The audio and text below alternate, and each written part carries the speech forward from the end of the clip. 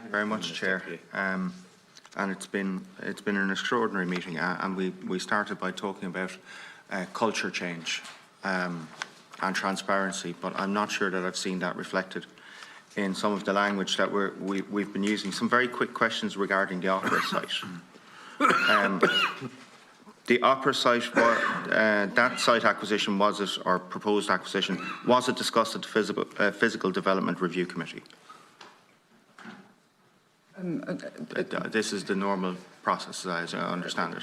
It should be first discussed at the Physical Development Review Committee, then presented to the Finance Resource Asset Management Committee for consideration, and then finally it goes to the Governing Authority for approval. In the case of the opera site, was that process followed? Deputy, to the best of my knowledge, the acquisition of the opera site was discussed as part of the development of a physical development plan for the university. I think that's what you're referring to. Was it discussed at the Physical Development Review Committee? As I understand it, there's a three-stage process. It is discussed at the Physical Development Review Committee, then it goes on to be presented to the Finance Resource Asset Management Committee for consideration, and then finally to the Governing Authority for approval. Yes, Deputy. This was followed in the case of the opera site. To the best of my knowledge, that was followed at the opera site. And was it 3 days before the Dunstores acquisition, there was a 58-page application made to the HEA? Deputy, you're correct. We submitted our application for Skills Academy on the 2nd of April to the HEA. You said earlier you've no figure for sunk costs with respect to the application, the operas. I mean, even the preparation of a 58-page application, I would imagine the hours put into that would be quite considerable, but you've no figure to give us this morning on the sunk Deputy, costs. we will get back to you with regard to the exact figures quantifying the staff time involved in preparing the application. Okay.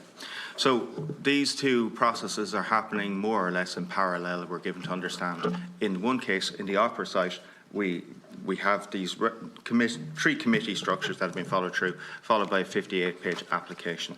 In the case of the Dunstore site, we have a proposal document that is some 2 pages long in terms of writing, if I'm right, and with some pictures in it. We had a lack of clarity around the agenda. So, Mr. Kelly, you spoke about contact being made about the possibility of adding something to an agenda. Yes. Was there an agenda circulated with this item on it? No, previous to the meeting? Okay, well, we should be clear about that. So if I was a member of the governing board on that evening, when was the first indication that an acquisition of some 8 million was going to be discussed at that meeting that evening? Well, Deputy, obviously the process of a governing authority meeting is that the agenda is set a week beforehand, and this matter... I would imagine so, and particularly for an acquisition of this size and nature. My question is, if I was a member of the governing authority on that evening, when did I learn that this was going to be an item for decision? I understand it was tabled on the day of the governing authority meeting. Obviously, the Chancellor would have had awareness of the matter beforehand by reason of contact via the Corporate Secretary's office from the President seeking to put the item on the agenda. As a member of the governing authority, as I was sat in that meeting on that evening or that day, I'm not sure which, when did I become aware that this was a matter for decision? Was I aware prior to the meeting? On the day. At what time of a day has 24 hours in it? Was I made aware of that before I arrived in the meeting, at the start of the meeting, or was the first that I heard about it when it was raised under any other business? I'm not sure where in the meeting it was raised, but it was. You'll have seen from the KPMG report. It was raised during the meeting for an ordinary member of governing authority. Okay. How often does the governing authority make decisions of the size of an €8 million investment? How often will the governing authority be asked to make a decision of this kind? Very infrequently. Very frequently? Very infrequently. Infrequently. Would it be usual for it just to arrive during the course of a meeting? It wouldn't be usual, Deputy, but the circumstances here were, of course, unusual in that the property came for sale at relatively short notice, which required a matter to be brought to the agenda out of cycle. In normal case, obviously, something would be added to the agenda well in advance. Okay, and so members of the governing authority were told this is a decision that has to be made right now, here and now, tonight. Let's get on with it. We have, what's the language we've used? We had valuations tabled. Now, the only figures that I've heard, concrete figures, is a 3 million, which has been disparaged as a figure. And then a contrary figure of Dunstores asking for 11 million. Now, that, at least the 3 million is underpinned by some sort of work. I'm driving a 04 Vauxhall. I could go out and I could ask for 10,000 for it. It doesn't mean I'm going to get it. That's not a valuation. So when we say there were valuations tabled, were there valuations tabled or was there offer and counter offer made? Because those are two very different things. Which are we, so if there was valuations tabled, they were underpinned by something. Were there valuations tabled or was there offer and counter offer made?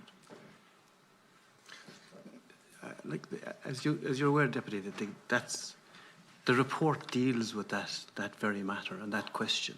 That is a fundamental question, and the governing authority commissioned that report on the basis that on the day that they made the decision, it was presented to them that there was written valuations, and in fact there wasn't written valuations, and that's what the report deals with, addresses and deals with, and that's why there are recommendations arising from the report. I think it's worth saying, like, I'm sorry, I'm against the clock here. A governing body meeting, how long does it normally take? How long is it normally? We an hour and a half? 3 hours. Yeah. This was raised at the end of a 3-hour meeting. We're 3 hours in the room, I'm a member of a governing body, I'm 3 hours in the room, and then somebody says, oh, and by the way, we want to buy a site for £8 million. Am I understanding that correctly? I think it was raised, my understanding is that I wasn't present, but the President does a report to the Governing Authority at every Governing Authority meeting, and I think it was raised as part of the President's report to Governing Authority. So it's just, it amounts to the same thing, Deputy, yes. Okay, so I know there was unanimous support for the decision.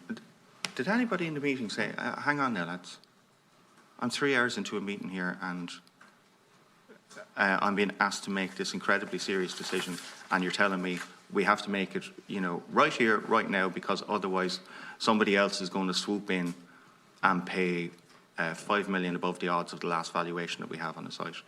Was there anybody who raised a voice of concern about the speed and the alacrity that this decision was being made? So again, the report deals with that there was one person who questioned, I guess, in the context of due diligence, and was that carried out? Our understanding is that member of governing authority was given assurances that yes, due diligence has been completed. It's extraordinary. I mean, there's none of us have even touched the student centre yet. We haven't had time to get into it. We haven't gone after the student records yet because we haven't had time to get into it. It's quite extraordinary. The engineering reports, so the language that you used, Mr. O'Connor, was some engineering reports, or language elsewhere, early engineering assessments. I presume you can't tell me who prepared these engineering reports or assessments? I don't know, Deputy.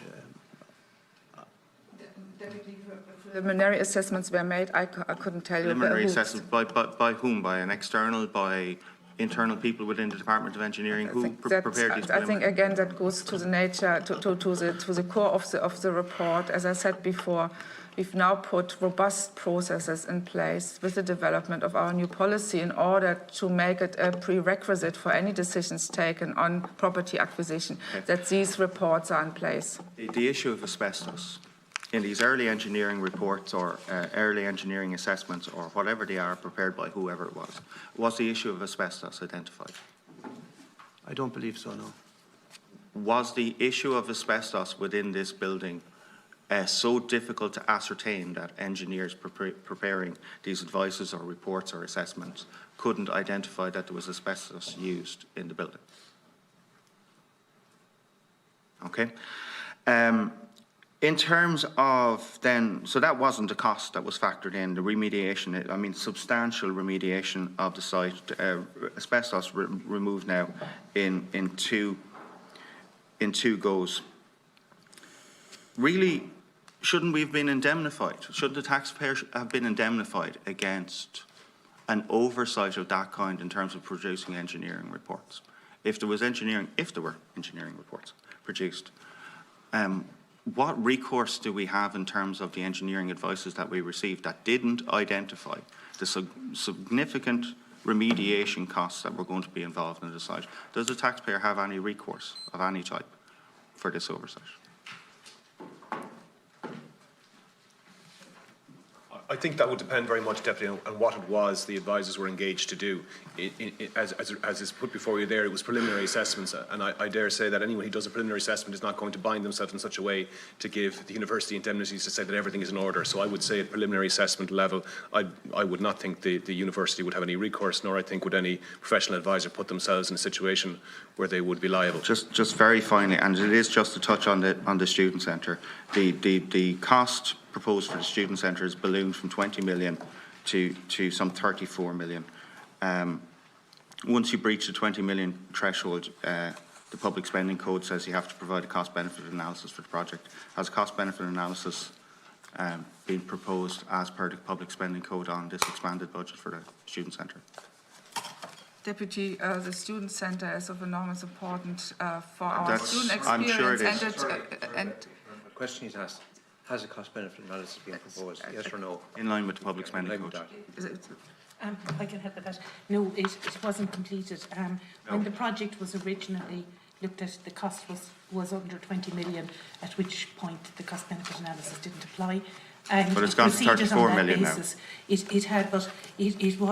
was at the implementation stage at that point, and at the implementation stage you don't go backwards to do the cost-benefit analysis. But when, and we find ourselves in this situation because the original builder who signed the contract and commenced work in 2019.